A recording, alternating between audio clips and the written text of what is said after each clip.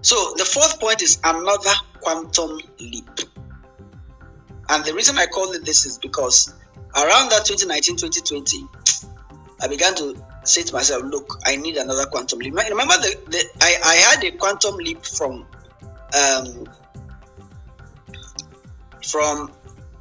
what the contract work to permanent job, where it was almost double. From permanent job to Accra job, where it was almost what? I don't know. I think it was also 2 or 3 times again. And I needed another quantum leap. And you have to recall how the previous one happened. Sometimes you have to recall, how did it happen before? Can it happen again like that? Not how did it happen in exact terms, but the principles, and some principles that played out. And I want to tell you that I've never gotten a job purely because I applied. It may be different from different people. The first one, there was a shift in the company. I was ready for it, and I was recognized as a performer, so to speak. Second one, somebody came and said, headhunter, who knows SQL Server? I had the skills they were looking for. The third one, they were looking for to fill the role of EA, and circumstances played out in an environment that I could take up that role. Some people didn't want the role. People like to be secure. So you see, when you are a technical person solving problems, they come and tell you, this is down, bring it up. You have the feeling that you're doing something important. But when you have to work in strategy, when you have to do PowerPoint, say, oh, is it only PowerPoint he's doing? He's doing drawings. Oh, he's doing, it looks like it's not important because it's not urgent. People are more moved by what is urgent. So generally, people don't want some things, but sometimes that is the position you take up to move up.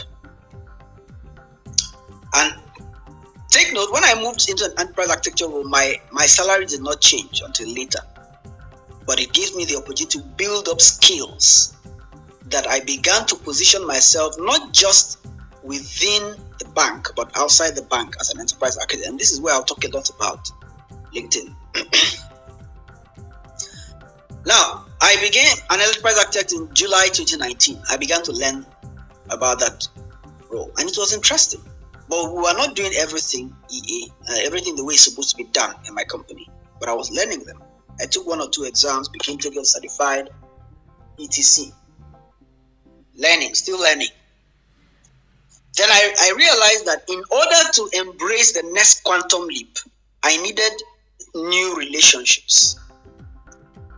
And somehow in my existing company, the kind of relationships I needed to move to the next step, they were limited.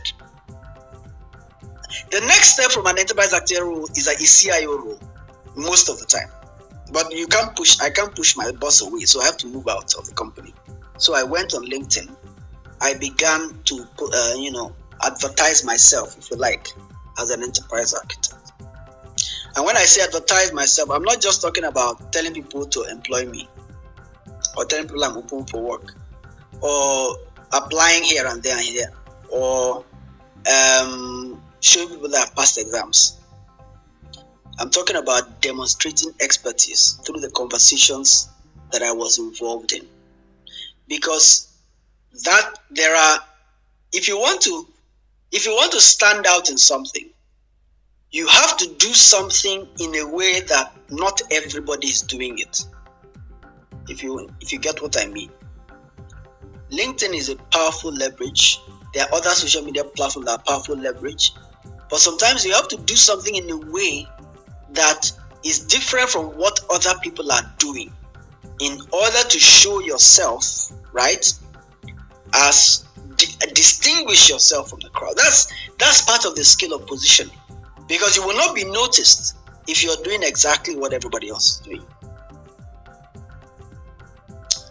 I began to do the post. I began to write. I can't remember. Okay, I don't think I had started a newsletter at that time. But I began to really show, my thoughts in that area. Joined a few groups, have conversations with other enterprise architects in other organizations, and so forth. So if people search for the word enterprise architect on LinkedIn, I'm likely to show up. Recruiters were searching and they were finding me. Last year I had 4 interviews, 2022. 4 interviews. 3 of them were, I suspect, they didn't tell me. I suspect they were through people I knew, but at least 2 of them were through LinkedIn headhunters. They call themselves headhunters. One of them was totally someone I never knew, and that is the one I got. I didn't know him from anywhere. He simply found my profile and asked whether I would be interested in the role. Because if you search 1, 2, 3 times for enterprise architects and you look at the profile has a history. His conversations have an alignment with what he's saying he is. He's people that he's connected to. And so, I mean, it's like using the platform with a purpose. We're not playing. We're not playing there. We are saying that I want everybody who comes across to realize that this is what I am. I may not even be the best, but I'm probably the best advertised. I mean, somebody chatted me yesterday. It's the only enterprise architect in Africa. I'm not the only enterprise architect in Africa, but if you search LinkedIn, it's probably going to look like that, because I deliberately get involved in the conversations around that role, right? My headlines around that role, and that's why I differentiate my career from my business on LinkedIn. We have the Strategy Club on LinkedIn, which is focused on the coaching and consulting business. But there is that positioning as a career person in that area. So this may apply to you if you're in business and you say, okay, my family and friends have been exhausted. It's because definitely you've been leveraging relationships to enter into certain spaces. Recently, let me leave that for another session. Now, you've been leveraging relationship with friends, family for all your business so far. Now you need to extend your network. How do you do it? Some people are shy. They can't use social media. It's fine. But maybe there are events you may want to attend. Maybe there are clubs you may want to join. Maybe there are associations, cooperatives. Ways in which you will extend your networks and relationships beyond what you are familiar with currently. And so that it will be easy for you to be exposed to those new opportunities outside your current boundary. Because there's always a boundary. You have to break beyond the boundary. When I got to the level of enterprise architect within my last organization, I knew that the boundary had almost finished. Because beyond that, within my organization, I had to become CIO. I can't push out the CIO. Beyond that, I had to now extend my boundary outside the organization.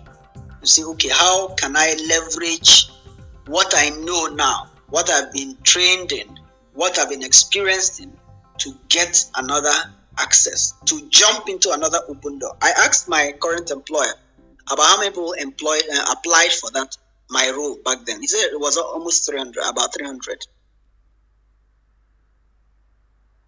So I said to myself, this is interesting. And it's not, they don't know me, so it may not be as much as my skills, as much as it is the way I was able to show my skills. That's a different kettle of fish. Many people are very skilled, but they don't know how to show it. And showing it is not just I passed the exam. No. Many people are passing exams. There has to be creative ways, particularly on the online space, in your confidence shooters, the ability to strike a conversation with somebody and say, this is what I do, this is how I do it. If it's not online, it could be at a party, it could be at an event, and you're talking with someone who has influence, and you're able to articulate what you do so much that the person wants to have a deeper conversation. You're able to do your pitch. Leverage the networks. leverage the networks. So I've talked about 4 things today. Positioning for opportunities. Started the fact that opportunities, we don't have control over when they come, but we can place ourselves in a way that when they come, we are ready. We talked about changing the way we think. We talked about learning future skills, questioning the status quo, and then repeating the quantum leap in exact terms through relationships, extending the boundaries of your relationships. So I'm just going to stop here now. I've spoken for almost an hour, and I'm just going to open the conversation to questions. What we typically do is to invite everyone to the podium so that if you have a question, if you have a contribution, a response, you can give it. While I'm inviting everyone, I would like to invite you, Elizabeth. You can start the responses while I'm inviting others to the podium. So Elizabeth, let's hear any question, any response so far.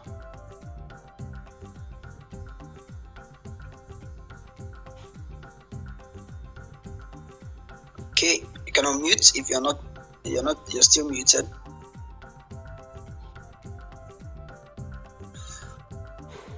Okay. All right, Aidan, any feedback so far? Maybe Elizabeth is away from her phone. Okay, hello sir, sorry about that. I'm getting the question, so just give me a minute.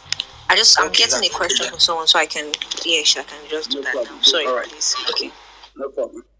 All right, Aidan, response, question. If you're there, 1, 2, 3, 1, 2, 3. If you need to unmute, please do. I'll come back to Aidan. Brian, any question? Any feedback? Contribution? Well, my contribution is in line with my takeaway for today.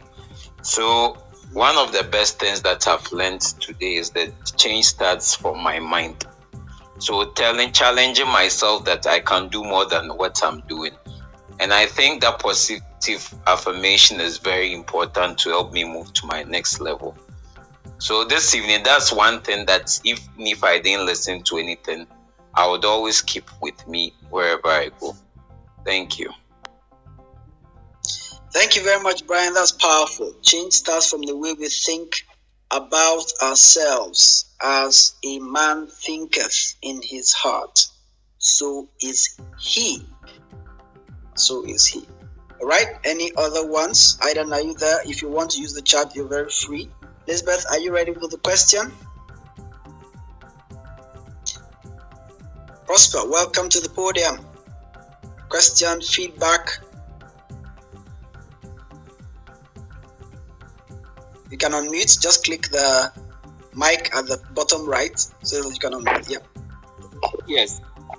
Thank you so much for the presentation. So enlightened this evening. I have a question and I want to find out.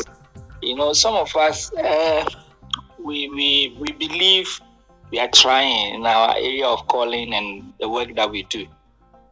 But I think leveraging on relationship and getting other people to access some opportunities that will get you to the place you want to go has been our problem. And I heard you spoke about using the social media and other platforms, but sometimes it's not easy for some of us to repackage ourselves on some of those platforms. What can you do if you have some of these challenges? All right, great, Prosper. Okay, so you can mute so that I can just respond. Well, when you started your question with the relationships, you brought my attention to something I should have spoken about as well. A prophet has no honor in his own home. That is a reality that even the Lord Jesus spoke about, which I've also experienced. And let me tell you what I mean in this context so that I can tie it back to answering your question. A lot of times when you've been doing something around your family and friends, and they are like, they see you doing it, and you've been doing it for a long time, and you have not become world famous yet, there's a tendency for them to start ignoring you because they know you. They feel that, oh, Charlie is trying, okay, I will just be wishing him well from a distance.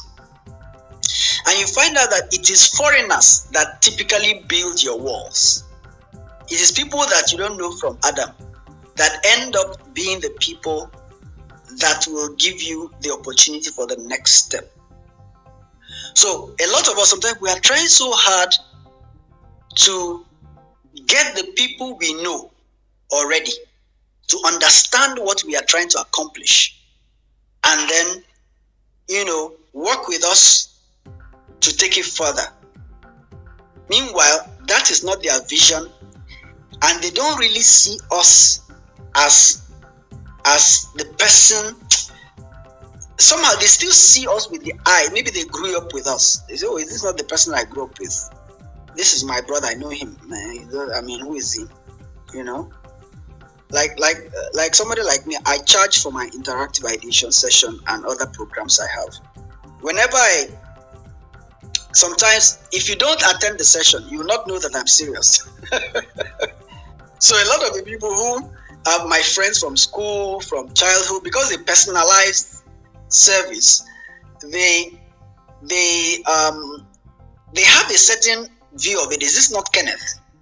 So first of all, they may even think that, oh, I can do this thing for me free, or I mean, it's not that important. You're not a world famous like Sony Ilumelu and all that, until you actually go through the session.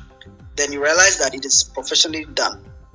So the people around you have a tendency not to take you as seriously as you want until you get to a certain level of influence.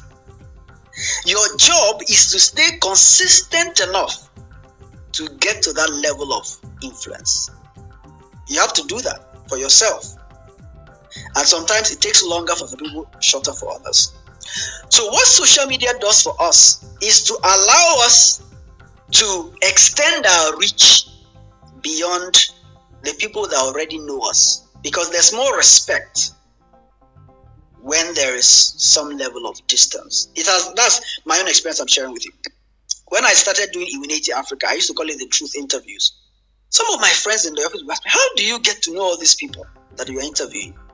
People from South Africa, from abroad. It's just networks upon networks. And when they see that what you're doing has some level of quality, even though it's not attracting 1 million followers, they want to associate with it. And some of those relationships are opening other doors for me. They will unfold as time goes on. But those doors didn't become open because of people I knew. I told you that last year, the interviews I had, 2 of them were from close people, but they didn't work out. I didn't go to, there were 2 banks. I went for the interview, I did my presentation, they were impressed, but I didn't get the job. One of them was saying they didn't want a Nigerian in Ghana, they needed a Ghanaian. There were 3 interviews I went for like that. Well, good performance, but it didn't work. The one that worked out was from a South African recruiter that came and saw my LinkedIn profile and pushed until I got employed. So sometimes the immediate people around you may not respect what you're doing as much as you do. You are the one that is seeing your vision clearly, right? So social media gives us the opportunity to expose what we are doing in brilliant, intelligent ways to people that don't know us from childhood, because you gain more respect. Now, social media is not the only way. It could be other ways. It could be changing location.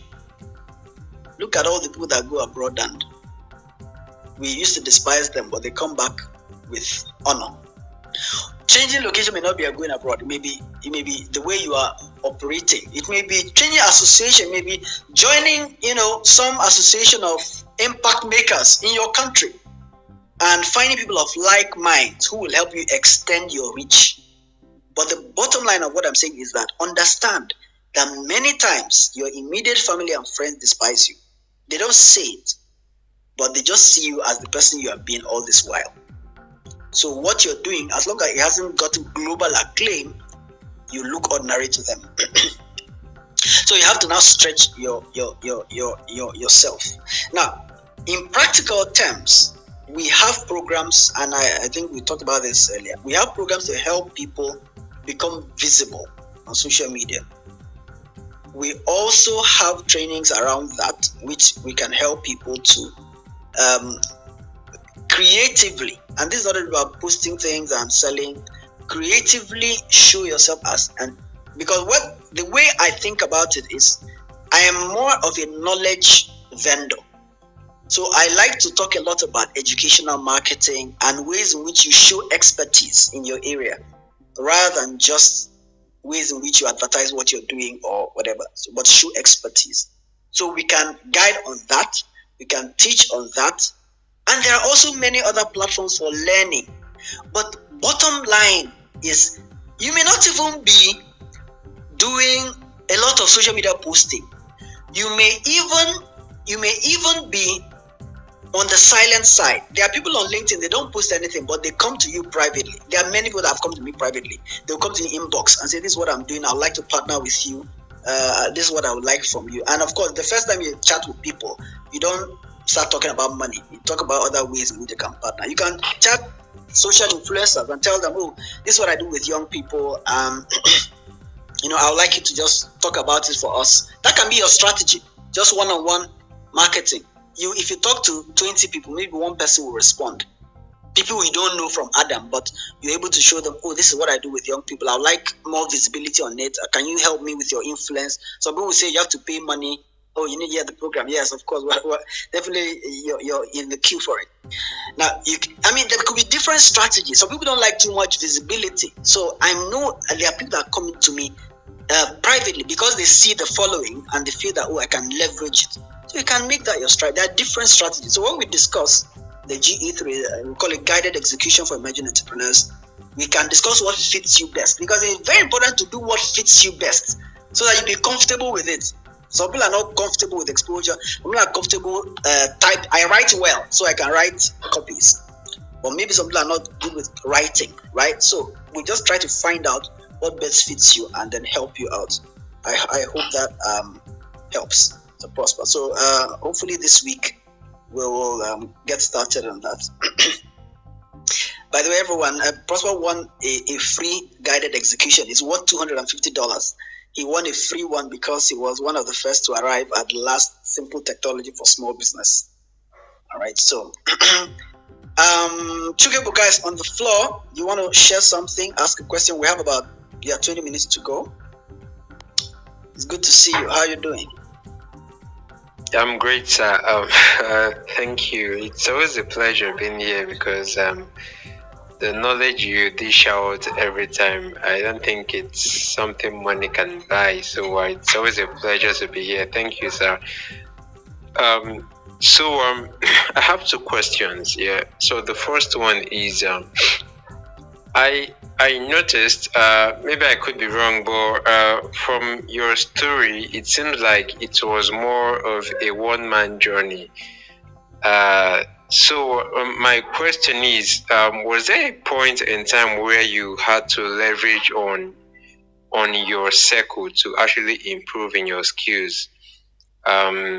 Because they say when one person walks down the road, it could be slower, but when he walks with someone else, it's faster. So there's also a saying that goes, two heads, is always better than one. So when you are learning a skill and you're working with someone, you tend to learn faster. So was there a point where you had a circle that you worked with, and how was it? Was it challenging, or they were drawing you back at a point? What was the learning experience like?